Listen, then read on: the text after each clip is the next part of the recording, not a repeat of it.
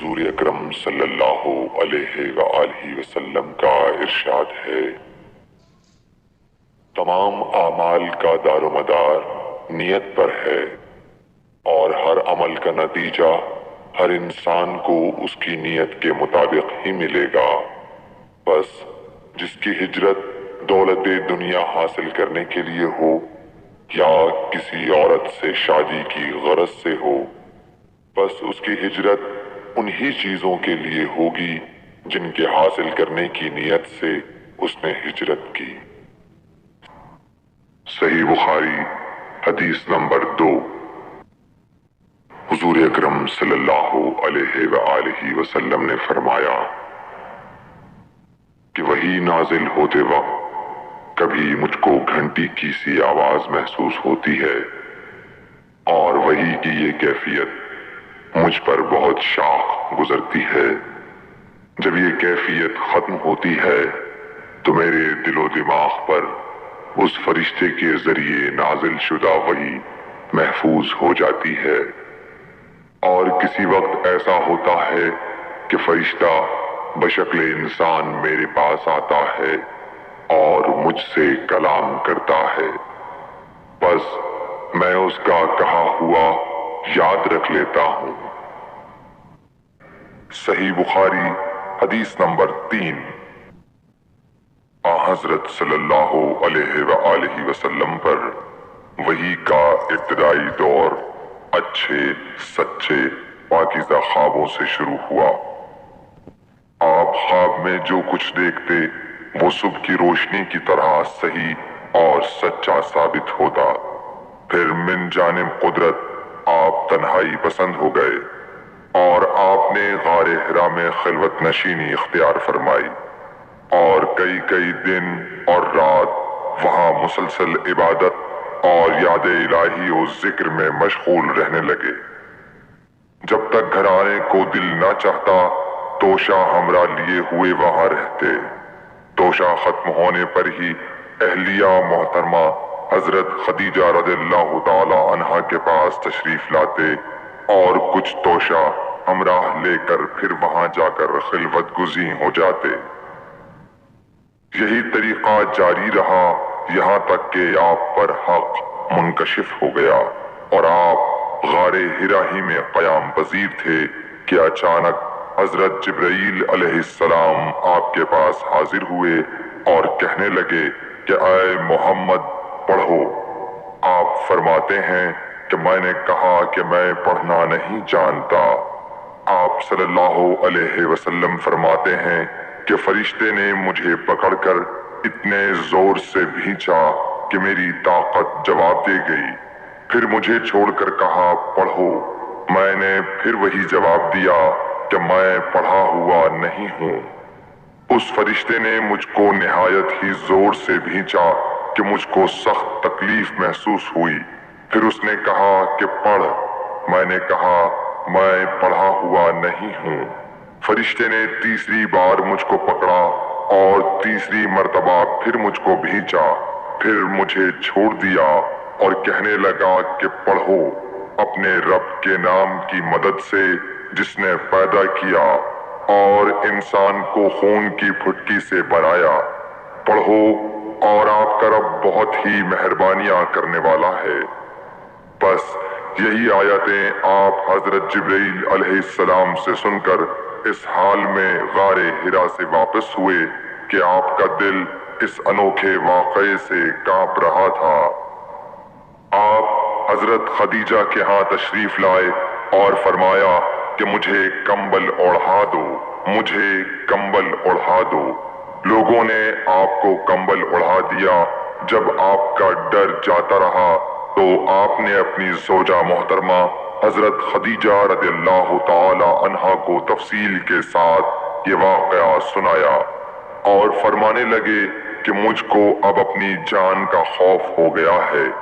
آپ کی اہلیہ محترمہ حضرت خدیجہ رضی اللہ تعالی عنہا نے آپ کی ڈھارس بندھائی اور کہا کہ آپ کا خیال صحیح نہیں ہے۔ اللہ کی قسم آپ کو اللہ کبھی رسوا نہیں کرے گا۔ آپ تو اخلاق فاضلہ کے مالک ہیں۔ آپ تو کنبہ پرور ہیں، بے کسوں کا بوجھ اپنے سر پر رکھتے ہیں، مفلسوں کے لیے آپ کماتے ہیں، مہمان نوازی میں آپ بے مثال ہیں، اور مشکل وقت میں آپ امر حق کا ساتھ دیتے ہیں۔ ایسے اوصاف حسنہ والا انسان یوں بے وقت ذلت و خواری کی موت نہیں پا سکتا۔ پھر مزید تسلی کے لیے حضرت خدیجہ رضی اللہ تعالی عنہا آپ کو ورقہ بن نوفل کے پاس لے گئیں، جو ان کے چچا زاد بھائی تھے اور زمانہ جاہلیت میں نصرانی مذہب اختیار کر چکے تھے اور عبرانی زبان کے کاتب تھے۔ چنانچہ انجیل کو بھی حسب منشائے خداوندی عبرانی زبان میں لکھا کرتے تھے۔ انجیل سریانی زبان میں نازل ہوئی تھی، پھر اس کا ترجمہ عبرانی زبان میں ہوا۔ ورقہ اسی کو لکھتے تھے۔ وہ بہت بوڑھے ہو گئے تھے، یہاں تک کہ ان کی بینائی بھی رخصت ہو چکی تھی۔ حضرت خدیجہ رضی اللہ تعالی عنہا نے ان کے سامنے آپ کے حالات بیان کیے اور کہا کہ اے چچا زاد بھائی، اپنے بھتیجے محمد صلی اللہ علیہ وسلم کی زبانی ذرا ان کی کیفیت سن لیجئے۔ وہ بولے کہ بھتیجے، آپ نے جو کچھ دیکھا ہے اس کی تفصیل سناؤ۔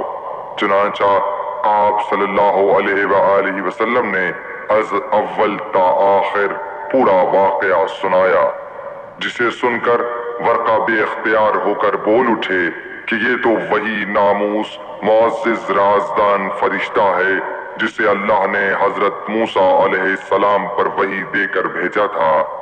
کاش میں آپ کے اس عہد نبوت کے شروع ہونے پر جواں عمر ہوتا، کاش میں اس وقت تک زندہ رہتا جبکہ آپ کی قوم آپ کو اس شہر سے نکال دے گی۔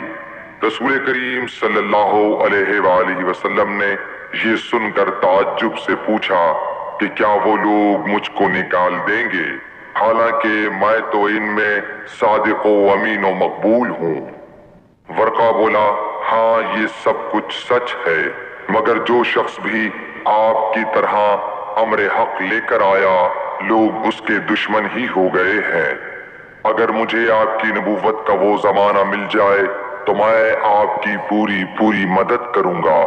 مگر ورقہ کچھ دنوں کے بعد انتقال کر گئے، پھر کچھ عرصے تک وحی کی آمد موقوف رہی۔ صحیح بخاری حدیث نمبر 4۔ حضور اکرم صلی اللہ علیہ وآلہ وسلم نے وحی کے رک جانے کے زمانے کے حالات بیان فرماتے ہوئے کہا کہ ایک روز میں چلا جا رہا تھا کہ اچانک میں نے آسمان کی طرف ایک آواز سنی اور میں نے اپنا سر آسمان کی طرف اٹھایا۔ کیا دیکھتا ہوں کہ وہی فرشتہ جو میرے پاس غار حرا میں آیا تھا وہ آسمان و زمین کے بیچ میں ایک کرسی پر بیٹھا ہوا ہے۔ میں اس سے ڈر گیا اور گھر آنے پر میں نے پھر کمبل اوڑھنے کی خواہش ظاہر کی۔ اس وقت اللہ پاک کی طرف سے یہ آیات نازل ہوئیں، اے لحاف اوڑھ کر لیٹنے والے، اٹھ کھڑا ہو اور لوگوں کو عذاب الہی سے ڈرا، اور اپنے رب کی بڑائی بیان کر، اور اپنے کپڑوں کو پاک صاف رکھ اور گندگی سے دور رہ۔ اس کے بعد وہی تیزی کے ساتھ پے در پے آنے لگی۔ صحیح بخاری حدیث نمبر 5۔